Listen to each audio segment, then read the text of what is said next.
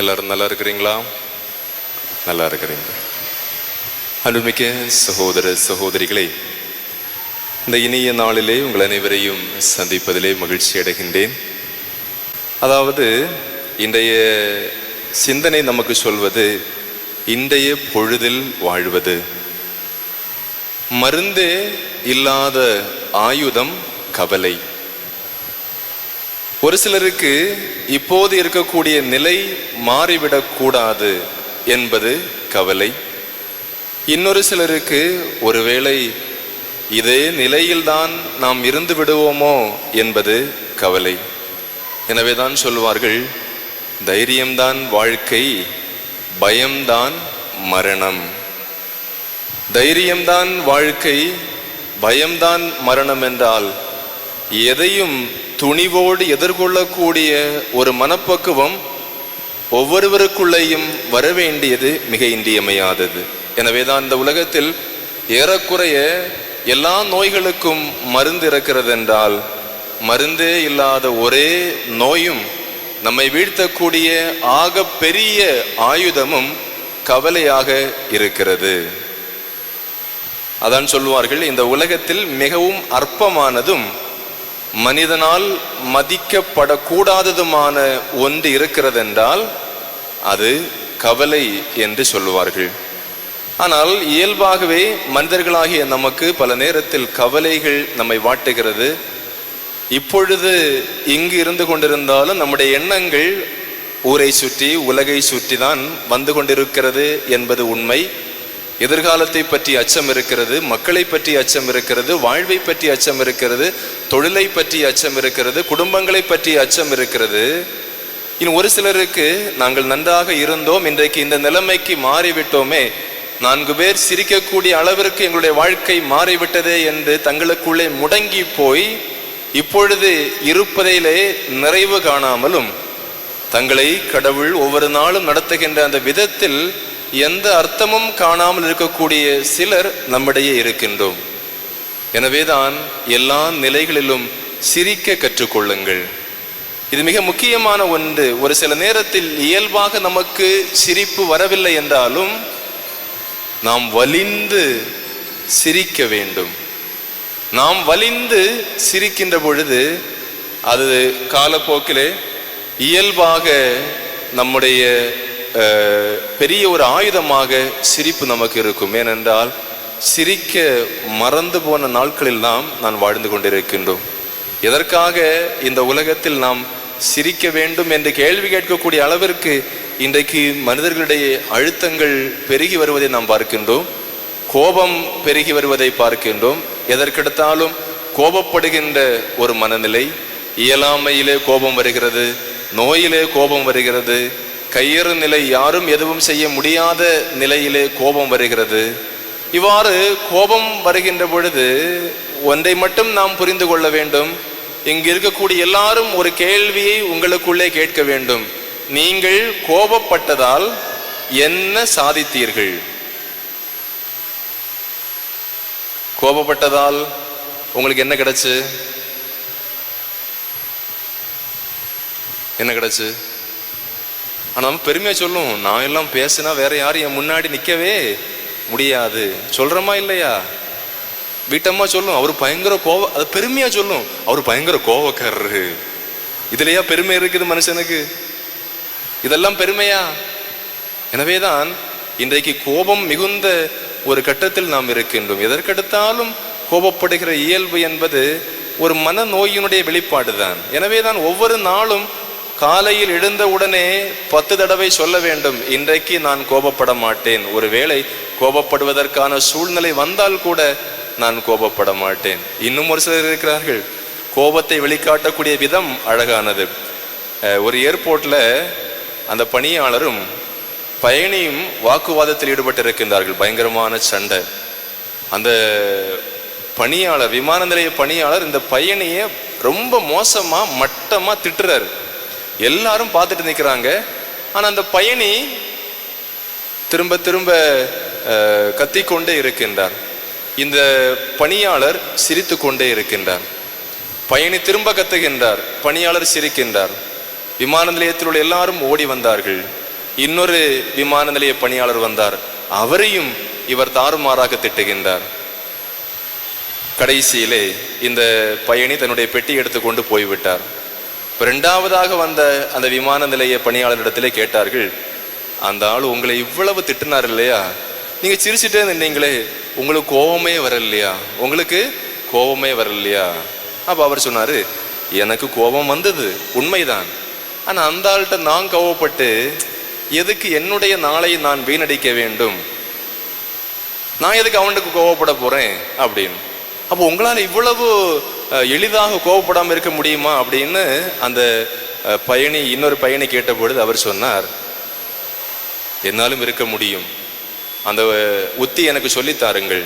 அவர் சொன்னார், வேற ஒன்றும் கிடையாது, அந்த ஆள் இவ்வளவு கத்தினார் இல்லையா, இவ்வளவு சண்டை போட்டார் இல்லையா, போட்டாரு, அவர் ஜப்பானுக்கு போறாரு, அவருடைய பொருட்கள் எல்லாம் அமெரிக்காவுக்கு போயிட்டு இருக்குது. கோபத்தை டீல் செய்யக்கூடிய விதம் வித்தியாசமானது. நாம் ஏன் கத்த வேண்டும்? ஒரு சிலர் இப்படிதான் பழி வாங்கி கொண்டிருக்கிறார்கள். அதாவது நேருக்கு நேர் பேசுவதற்கு பதிலாக அந்த ஆள் ஜப்பானுக்கு போறாரு, அவருக்கு பொருட்கள் எல்லாம் அமெரிக்காவுக்கு போகுது, அவன் அங்க போய் பார்த்துக்கிட்டும், நம்ம ஏன் இவங்க இடத்துல மல்லு கட்டுறோம்?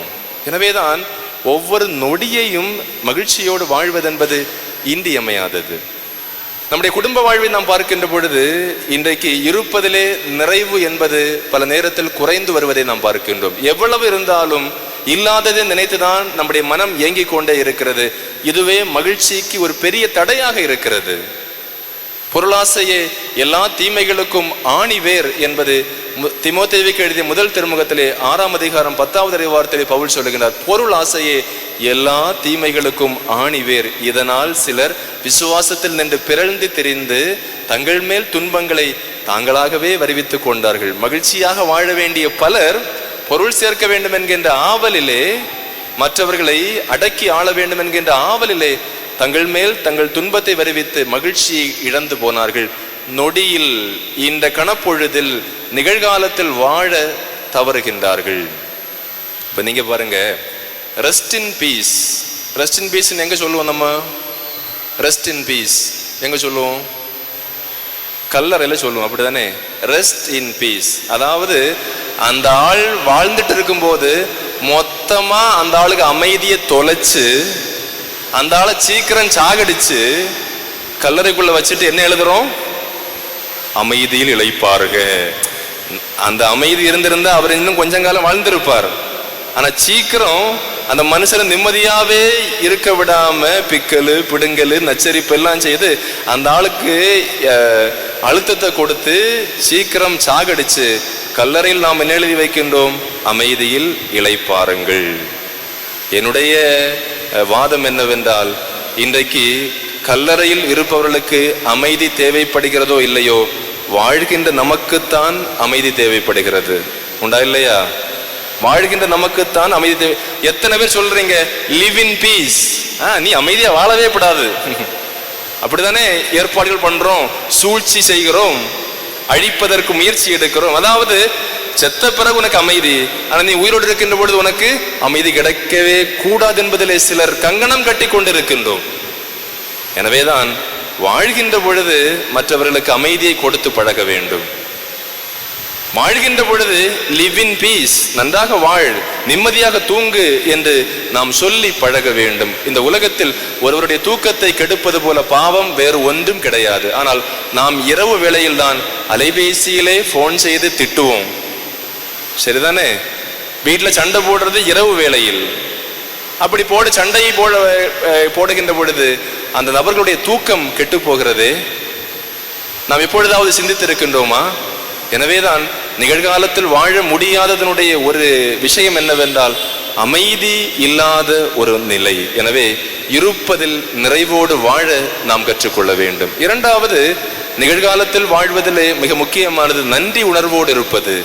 நன்றி என்பது இன்றைக்கு மற்றவருடைய கடமையாகிவிட்டது. அதாவது நீ எனக்கு செய்யணும், அது உன் கடமை. இந்த ஒரு மனநிலையில் தான் நாம் இருக்கணும். அது உன்னுடைய கடமை, உன்னுடைய பொறுப்பு, நீ செய்து கொள், நீ எனக்கு செய்து கொண்டே இருக்க வேண்டும், நான் செய்ய வேண்டிய தேவையில்லை என்ற ஒரு மனநிலைக்குள்ளே வந்து விட்டோம். எனவேதான் வள்ளுவர் அழகாக சொல்லுவார், என் நன்றி கொண்டார்க்கும் உய்வுண்டாம் உய்வில்லை, செய் நன்றி கொன்ற மகற்கு. அதாவது தாய் தந்தைக்கு செய்யப்படக்கூடிய நன்றி இல்லாத தனம் என்பது துரோகத்திற்கு சமம். அம்மா அப்பா நம்மை பெற்று பேணி இந்த தூரம் வரையிலும் நம்மை வளர்த்து உயர்த்தி இருக்கிறார்கள் என்றால் முதிய வயதிலே அவர்களை பராமரிக்காமல் இருப்பது இந்த உலகத்தில் மிக கொடூரமான துரோகத்திற்கு சமம் என்பது உண்மை. நன்றி உணர்வு என்பது இந்த நிகழ்காலத்தில் வாழ்வதிலிருந்து நாம் தொடங்க வேண்டும். மூன்றாவது, நன்றி உணர்வு என்பது என்ன வேண்டும் என்பதில் உறுதியாக இருக்கணும். எனக்கு தெரியணும் எனக்கு என்ன வேணும் அப்படின்னு. எப்படி? ஒரு டீ கடையில் உங்களை கூட்டிட்டு போறாங்க, கூட்டிட்டு போன பிறகு கேட்கறாங்க உட்கார வச்சுட்டு, ஏம்மா உங்களுக்கு என்ன வேணும், ஏதாவது சொல்லுங்க. டீ வேணுமா காப்பி வேணுமா, எதுவா இருந்தாலும் பரவாயில்ல, அப்படித்தானே சொல்றோம். எனக்கு என்ன வேண்டும் என்று சொல்வதிலே எனக்கு என்ன வேண்டும் என்று எனக்கு தெரியாமலே நான் பல நேரத்தில் வாழ்ந்து கொண்டிருக்கிறேன். அடுத்த ஆள் குடிக்கிறத பார்த்து, சரி பின்ன காப்பி சொல்லுங்க, காப்பியா வேணும், இல்ல இல்ல டீ சொல்லுங்க. இந்த குழப்பம் வந்திருக்கா? டீ கடையில் உட்கார்ந்து இந்த டூருக்கெல்லாம் போகும்போது வந்திருக்கு. ஏனென்றால் நமக்கு என்ன வேண்டும் என்பது நமக்கு பல நேரத்தில் தெரியாது. எனவேதான் என்ன வேண்டும் என்பதில் நாம் தெளிவாக இருக்க வேண்டும். அது இல்லாத வரையிலும் நம்மால் நிகழ்காலத்தில் வாழவே முடியாது. நம்முடைய மனம் எதிர்காலத்தை நோக்கியதாகத்தான் இருக்கும். எனவே என்ன வேண்டும் என்பது மிக தெளிவாக நமக்கு தெரிய வேண்டும். அதன் பிறகு உணர்ச்சியை குறைத்து அறிவை பெருக்கணும். எப்போ பார்த்தாலும் இமோஷன், உணர்ச்சி மேல நிக்குது, அழுக வருது, கோபம் வருது, கத்துறோம். இந்த உணர்ச்சி மேலே நிற்கின்ற பொழுது அறிவு குறைந்து போகும். பிள்ளைகள் இன்றைக்கு செய்யக்கூடிய பெரிய தவறு அதுதான். அதாவது எப்போதுமே உணர்ச்சி பெருக்கில் நிற்கிறார்கள், கொந்தளிக்கிறார்கள், பிளட் எல்லாம் அப்படி ரத்தம் கொதிச்சு நிக்குது. அப்ப அறிவு என்ன செய்யாது? வேலை செய்யாது. அறிவு எப்ப வேலை செய்யும்? நல்லா அடிபட்டு உட்கார்ந்த பிறகுதான் நான் செய்தது தவறு அப்படின்னு பட்ட பிறகுதான் என்ன செய்யும்? புத்தி தெளிவு. எனவேதான் உணர்ச்சி பெருக்கை கட்டுப்படுத்த வேண்டும், அறிவை பெருக்க வேண்டும், அறிவிற்கு இடம் கொடுக்க வேண்டும். இறுதியாக, கடவுளுக்கு தெரியாமல் நம்முடைய வாழ்க்கையில் எதுவும் நடக்காது என்கின்ற உறுதிப்பாட்டை கொள்கின்ற ஒருவர் இன்றைக்கு வாழ்வார். ஏனென்றால் நாளை என்பது என்னுடைய கையில் இல்லை, நேற்று என்பது முடிந்து போன கதை. கடவுள் எனக்கு இப்பொழுது இந்த நேரத்தை கொடுத்திருக்கின்றார். நான் இந்த ஆலயத்தில் இருக்கிறேன் என்றால் ஆண்டவரை நம்பி வந்திருக்கிறேன், அவர் எல்லாவற்றையும் பார்த்து கொள்வார் என்கின்ற துணிச்சலும் தைரியமும் ஒருவருக்குள்ளே வருகிறது என்றால் அவரால் மட்டும்தான் நிகழ்காலத்தில் வாழ முடியும். அதாவது என்ன வந்தாலும் வரட்டும், எனக்கு ஒரு ஆண்டவர் இருக்கின்றார். ஆமா, எனக்கு நோய் இருக்கிறது, எனக்கு பிரச்சனை இருக்கிறது, எனக்கு கடன் சுமை இருக்கிறது, எனக்கு குழப்பம் இருக்கிறது, வேலையில்லாத நிலை இருக்கிறது, பொருளாதார தடை இருக்கிறது, குழந்தை செல்வம் இல்லை, எல்லாம் உண்மைதான். ஆனால் இவை எல்லாவற்றையும் விட என்னை பார்த்து கொள்வதற்கு, என் வாழ்வை அழகாக்குவதற்கு எனக்கு ஒரு ஆண்டவர் இருக்கிறார் என்கின்ற உறுதிப்பாடு ஒருவருக்குள்ளே வருகின்ற பொழுது அவர் நிகழ்காலத்திலே வாழக்கூடியவராக இருப்பார். ஏனென்றால் அவர் ஆண்டவரோடு இணைந்து நடக்கின்றார். அப்படிப்பட்டவர்கள் தான் தங்களுடைய குடும்பத்தை கண்ணியத்தோடு பாதுகாக்க முடியும். நிகழ்காலத்திலே வாழக்கூடிய ஒரு கணவனால் தான் குழந்தை செல்வம் இல்லாத மனைவியிடத்திலே 1 சாமுவேல் 1:7-8 இறைவார்த்தைகளில் வரக்கூடிய வார்த்தைகளை சொல்ல முடியும். என்ன சொன்னார்? எல்கானா என்று ஒருவர் இருக்கின்றார், அன்னா என்று மனைவி இருக்கின்றார், நீண்ட நாட்களாக குழந்தை இல்லை. அந்த எல்கானாவுக்கு 2 மனைவி, மூத்த மனைவிக்கு குழந்தை இருக்கிறது. அண்ணா மனம் கசிந்து அழுகின்றார். அப்போ இந்த அண்ணா எல்கானாவை கணவன்கிட்ட சொல்றாரு, எனக்கு குழந்தை வேண்டும், வெளியில இறங்க முடியல, எல்லாரும் என்ன கேவலமா பாக்குறாங்க, நான் வெளியே வரமாட்டேன், எனக்கு குழந்தை வேண்டும். அப்போ அந்த கணவர் சொன்னார், நல்ல கணவர், கணவர் சொன்னார், ஏம்மா நானா கடவுள்? நான் கடவுள் இல்லை, நம்ம கடவுள்கிட்ட கேட்போம், கடவுள் நமக்கு தருவார், நம்பிக்கையோடு இருப்போம் அப்படின்னு சொல்லிட்டு அடுத்த வார்த்தை டாப்பான வார்த்தை, அழகான வார்த்தை. அவர் சொன்னார், நீ ஏன் அழுகிறாய்? உனக்கு கஷ்டம் இருக்கு எனக்கு நல்லா தெரியும், நீ ஏன் அழுகிறாய்? நீ ஏன் சாப்பிடாம இருக்கிற? நான் உனக்கு 10 புதல்வர்களை விட மேலானவன் அல்லவா? நல்லா இருக்கு இல்லையா? குழந்தை இல்லாத மனைவியிடத்திலே ஒரு கணவன் சொல்லக்கூடிய வார்த்தை, ஏமா நான் உனக்கு இருக்கிறேன், நான் உனக்கு 10 புதல்வர்களை விட மேலானவன் அல்லவா அப்படின்னு ஒரு கணவர் சொன்னா அந்த மனைவிக்கு மனம் குளிருமா குளிராதா? இது குழந்தை இல்லைன்னு அவர் குடிச்சிட்டே நடக்கிறாரு, குழந்தை இல்லைன்னு பக்கத்து வீட்டுல ஏறி சாடுறாரு, சொல்லலையா? நிகழ்காலத்தில் வாழ முடியாது. எனவேதான் கடவுளை மையமாக கொண்ட ஒருவரால் தான் நிகழ்காலத்தில் வாழ முடியும். ரூத்து புத்தகத்தில் நாம் பார்க்கின்றோம், மாமியார் நகோமி மனம் கசிந்து வேதனைப்படுகின்றார். அந்த அம்மா சொல்லுது, சொந்த ஊருக்கு வந்தப்ப கேட்கிறாங்க, ஏம்மா நல்லா இருக்கிறியா? அந்த அம்மா சொல்லுச்சு, எனக்கு வயசாச்சு, என் கணவர் இறந்து போனார், 2 பிள்ளைகளை இறந்து போயிட்டாங்க, என்னை நகோமி என்று அழைக்காதீர்கள், மாறா கசப்பு என்று அழையுங்கள், என் வாழ்க்கை கசந்து போயிருக்கிறது. நம்ம வீட்டில் அப்படித்தானே எத்தனையோ பெரியவருடைய வாழ்க்கை கசந்து போயிருக்கிறது. பழைய சூழ்நிலைகளாக இருக்கலாம், கணவனை இழந்த நிலை, மக்களை இழந்த நிலை, ஒரு காலத்தில் நன்றாக வாழ்ந்த குடும்பமாக இருக்கலாம். எப்படியோ எத்தனையோ பெரியவருடைய வாழ்க்கை கசந்து போயிருக்கிறது. அப்போ ஒரு மருமகளுடைய வார்த்தை அந்த தாய்க்கு ஆறுதல் கொடுக்கிறது. பட்டு போன அந்த வாழ்க்கையை, கசந்து போன அந்த வாழ்க்கையை ஒரு மருமகளுடைய ஒரு வார்த்தை அழகாக்குகிறது, இனிமையாக்குகிறது. அந்த அம்மா சொல்லுது, 2 மருமகளை கூப்பிட்டு, ஏம்மா எனக்கு வயசாச்சு, உங்களை வச்சு என்னால் பார்க்க முடியாது, நீங்க போங்க, கணவர் இறந்து போயாச்சு இல்லையா, உங்க கணவரும் இறந்து போயிட்டாங்க, நீங்க போய் உங்க வாழ்க்கையை வாழுங்கள், உங்க அம்மா அப்பா கூட நீங்க சந்தோஷமா இருங்க அப்படின்னு அனுப்பும்போது மூத்த மருமக போயிடுச்சு. இந்த 2வது மருமகள் ரூத்து அழகான ஒரு வார்த்தை சொல்லுகின்றார், என்னை அனுப்பாதீங்க. இந்த மாமியாரு கொம்பா கேட்குற ஆட்கள் கேளுங்க, மாமியாருக்கு அவளுக்கு எனக்கு கொம்பா இருக்குது, அவள் சொன்னதெல்லாம் கேட்கணுமா, அவள் என்ன பெரிய ஆளான்னு கேட்குற மருமகளுக்கு தான் நான் சொல்றது. அந்த அம்மா சொல்லிச்சு, என்னை அனுப்பாதீங்க, நீங்க எங்க போவீங்களோ அதுதான் என் வீடு. கேட்டதா? உங்கள் வீடு என் வீடு, உங்கள் இனம் என் இனம், உங்கள் கடவுள் என் கடவுள், நீங்கள் எங்கே இருப்பீர்களோ அங்கேயே நானும் இருப்பேன், நீங்கள் எங்கே இறப்பீர்களோ அங்கேயே நான் இறப்பேன். அதனுடைய விளைவு என்ன தெரியுமா? அந்த ரூத்து புத்தகத்தை வாசியுங்கள். அவ அந்த மருமகள் ஒரு வயலிலே வேலைக்கு செல்லுகின்றார். போவாஸ் என்கின்ற மனிதனுடைய வயலுக்கு வேலை செல்லுகின்றார். அந்த மனிதன் இவளை பற்றி கேள்விப்பட்டு உதவி செய்கின்றார். அப்ப இந்த அம்மா கேட்குது, நான் இந்த ஊர் ஆள் கிடையாது, வெளியூர்ல இருந்து நான் இங்க வந்திருக்கிறேன், என் மேல் ஏன் இவ்வளவு கருணை உமக்கு, என் மேல ஏன் இவ்வளவு இரக்கம் காட்டுறீங்கன்னு கேட்டப்போ அந்த மனிதர் சொல்லுவார், ஏம்மா நீ கசந்து போன வாழ்க்கையுடைய உன் மாமியாருக்கு செய்த காரியத்தை எல்லாம் நான் அறிஞ்சேன், நான் கேள்விப்பட்டேன், நீ செய்தது பெரிய செயல், அவர்களுக்கு வாழ்வை கொடுத்திருக்கிறாய், அதனால் உனக்கு இந்த உதவி என்று சொல்லி பின்னால் அதே மனிதன் இந்த பெண்ணை திருமணம் செய்து கொள்ளுகின்றான். ஆண்டவருடைய ஆசீர் எப்படி வருகிறது? கசந்து போன அந்த நகோமியினுடைய வாழ்க்கையிலே ஒரு குழந்தை செல்வத்தை கொடுத்து ஆண்டவர் ஆசீர்வதிக்கின்றார். இயேசுவின் மூதாதையர் பட்டியலிலே 3 பெண்களுடைய பெயர் இடம்பெறுகிறது. அதிலே ரூத்தினுடைய பெயரும் வருகிறது. தாவீது அரசருடைய தாத்தா ரூத்தினுடைய மகன். ஒரு வார்த்தை என்னது? நீங்க எங்க இருக்கிறீங்களோ அங்கே நான் இருப்பேன் சொல்லி பழக வேண்டும். இவர்கள் தான் நிகழ்காலத்தில் வாழ முடிந்தவர்கள். அது மட்டுமல்ல, தொடக்க நூல் 24:67 பார்க்கின்றோம், ஈசாக்கு ஆறுதல் இல்லாமல் இருக்கின்றார். அவருடைய தாய் இறந்து போகின்றார். சாரா வயசான காலத்துல மகனை பெற்றெடுத்தாள். அப்ப கண்டிப்பாக அந்த மகன் அம்மாவு கூட ரொம்ப அன்போடு அந்யோன்யமாக இருந்திருக்கின்றார். தாய் இறந்த பிறகு வேதனையோடு இருக்கக்கூடிய ஈசாக்கு தன் மனைவி ரெபேக்காளின் வரவினால் ஆறுதல் அடைகிறார். இருக்கக்கூடிய திருமணமான பெண்கள் எத்தனை பேர் உங்கள் கணவனுக்கு ஆறுதலாக இருக்கின்றீர்கள்? எத்தனை பேர் உங்களுடைய கணவனுடைய ஆறுதலை தொலைத்து கொண்டிருக்கின்றீர்கள்? அப்படிப்பட்டவர்கள் நிகழ்காலத்தில் வாழவே முடியாது.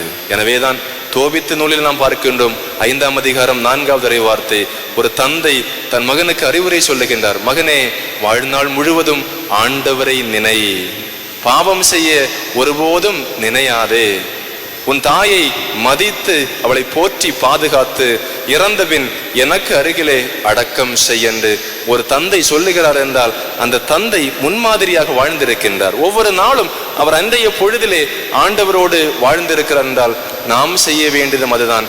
கவலைப்படுவதால் எதுவும் சாதிக்க போவதில்லை, எதுவுமாக போவதில்லை, ஒன்றும் செய்ய முடியாது. ஆனால் கவலைப்படாமல் எல்லாவற்றையும் அவரிடத்திலே கொடுத்துக்கொண்டு, ஏனென்றால் பேதுரு அழகாக சொல்லுகின்றார், நீங்கள் ஏன் கவலைப்படுகிறீர்கள், உங்கள் மேல் அவர் கவலை கொண்டுள்ளார். சரிதானே? உங்களை குறித்து அவர் கவலை கொண்டுள்ளார். எனவே நீங்கள் கவலைப்பட வேண்டாம், உங்களை முழுவதும் அவரிடத்திலே ஒப்புக் கொடுங்கள், அவர் பார்த்து கொள்வார். அமெரிக்காவிலே TL மூடி பைபிள் இன்ஸ்டிடியூட் என்கின்ற ஒரு நிறுவனத்திலே ஒரு இளைஞன் 26 வயதுடையவன் விவிலியத்தை கையிலே வைத்துக் கொண்டு சாட்சி சொல்லுகின்றான். அதாவது கடவுள் ஒரு மனிதனை வழிநடத்தக்கூடிய விதம் அழகானது. இப்போ வாழ்க்கை என்பது பழையதை நினைத்து வேதனைப்படுவதாலோ அல்லது வருங்காலத்தை நினைத்து கவலைப்படுவதாலோ அல்ல, அன்றைய நாளை நினைத்து நாம் வாழ்வது. இவன் சாட்சி சொல்லுகின்றான், 24 வயதில் நான் எல்லாவற்றையும் என்னுடைய வாழ்க்கையிலே பெற்றிருந்தேன். நான் என்னுடைய வாழ்க்கையிலே மகிழ்ச்சியாக வாழ்வதற்கு எல்லாம் இருந்தது. ஒரே ஒரு குறை, ஒரு திருமணம் மட்டும். இறுதியிலே ஏறக்குறை 60 பெண்கள் என்னை திருமணம் செய்ய போட்டி போட்டு கொண்டு வந்தார்கள். நான் அவர்களை வேண்டாம் என்று சொல்லி இருக்கிறேன். ஏனென்றால் இவளல்ல கடவுள் எனக்கென வைத்த பெண், நீ அல்ல கடவுள் எனக்கென வைத்திருக்கக்கூடிய பெண் என்று சொல்லக்கூடிய ஞானம் அவனுக்குள்ளே இருந்தது. அதைத்தானே சாலமோன் ஞானம் அழகாக சொல்கிறது, ஞானத்தோடு வாழ்பவர்கள் மீது கடவுள் அன்பு செலுத்துவதை போல வேறு எதன் மீதும் அவர் அன்பு செலுத்துவதில்லை. இறுதியிலே ஒரு பெண்ணை பார்க்கிறான், அவனுக்கு பிடித்து போனது. வீட்டிலே சொல்லி திருமணம் செய்து கொள்ளுகின்றான். திருமணமான 6வது மாதத்தில் அந்த பெண் சொன்னாள், சார்லஸ், நான் அமெரிக்காவிலிருந்து ஆஸ்திரேலியாவுக்கு பிசினஸ் சம்பந்தமா போனோம். நீ என்னை ஏர்போர்ட்டில் கொண்டு விட்டுட்டு திருப்பி நான் வரும்போது வீட்டுக்கு கூட்டிட்டு வரணும் அப்படின்னு சொல்லிட்டு அந்த அம்மா போயிடுச்சு. 6 மாதம் கழித்து அந்த பெண் வருவதாக தகவல் கிடைக்கிறது. இவன் வாகனத்தை எடுக்க செல்லுகின்ற பொழுது அந்த பெண்ணினுடைய தாயார், அந்த மாமியார் சொன்னார், நானும் வாரேன். 2 பேருமாக அந்த விமான நிலையத்திற்கு செல்லுகின்றார்கள். விமான நிலையத்தினுடைய கண்ணாடி திரை வழியாக பார்க்கின்றார்கள். ஆஸ்திரேலியாவிலிருந்து அமெரிக்காவுக்கு வர வேண்டிய விமானம் தரை இறங்குகிறது. விமானத்தினுடைய பின்பக்க கதவு திறக்கப்பட்டது. ஸ்ட்ரெச்சரில் வைத்து ஒரு உடல் கீழே இறக்கப்பட்டது. ஆம்புலன்ஸ் வாகனம் ஒன்று சீறி பாய்ந்து கொண்டு விமானத்தை நோக்கி வந்தது. அவன் நினைச்சான், அமெரிக்காவில் உள்ள யாரோ ஆஸ்திரேலியாவுக்கு வேலைக்கு போன இடத்துல இறந்திருக்கிறாங்க, அவர்கள் உடலை கொண்டு வராங்க அப்படின்னு சொல்லிட்டு இவனுடைய கண்கள் எல்லாம் விமானத்தினுடைய முன்பக்க கதவை நோக்கி இருந்தது. ஒவ்வொரு ஆளும் இறங்க இறங்க அடுத்தவதான் வருவான்னு சொல்லி அந்த விமானத்தினுடைய முன்பக்க கதவையே பார்த்து கொண்டிருந்த பொழுது பக்கத்தில் நின்ற அந்த பெண்ணினுடைய தாயார், அவனுடைய மாமியார் அவனை தட்டி சொன்னாங்க, சார்லஸ், அந்த ஸ்ட்ரெச்சர்ல தொங்குறது அவளுடைய ஹேண்ட்பேக் தானே. சார்லஸ், அந்த ஸ்ட்ரெச்சர்ல தொங்குறது அவளுடைய ஹேண்ட்பேக் தானேன்னு சொன்னப்போ அவன் அங்கே பார்க்கிறான், உண்மையிலே அந்த ஸ்ட்ரெச்சரில் தொங்கினது அவனுடைய மனைவி பயன்படுத்தக்கூடிய கைப்பை. விமானம் தரையிறங்குவதற்கு 1 மணி நேரத்திற்கு முன்னால் விமானத்திலே 24 வயது இளம்பெண் அட்டாக் வந்து இறந்து போனாள்.